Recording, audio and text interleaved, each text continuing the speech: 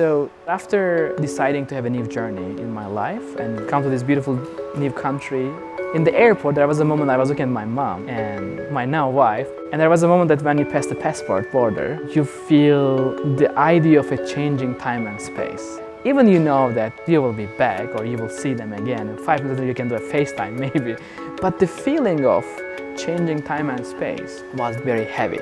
I think airports are incredibly important hubs for humankind. Many people is using this network to connect each other. So that's incredible to have an audience for art that large, but also an audience that's that diverse. There are lots of aspects of Refik's work that lend themselves to that kind of broad engagement.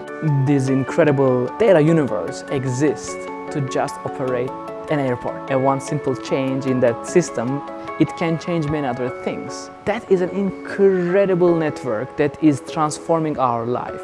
The idea was creating progressively evolving data sculptures, data paintings, and now we can see this fantastically interconnected, invisible space. The airport is part of the City of Charlotte Percent for Art program. The exponential growth of the projects that have been happening here have enabled us to program much more ambitious artworks than we have in the past.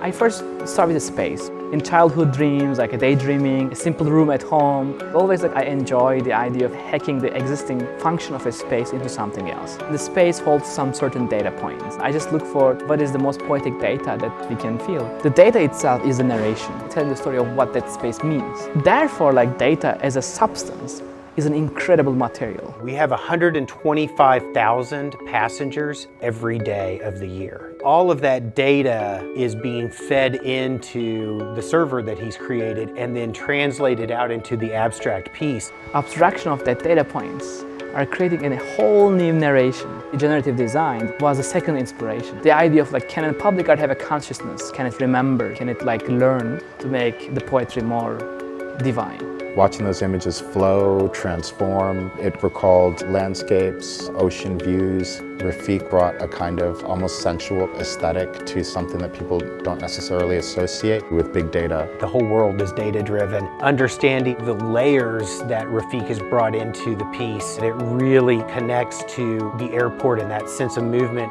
I truly believe that every single surface, every single space is a canvas. The more we are unbiased about the space, the more we will become much more, thinking freshly about life. Public space is the most purposeful place to inspire and to talk and to discuss. The artwork hopefully will create a new dialogue about how to evolve living surfaces, data sculptures, data paintings into a whole new level of experience.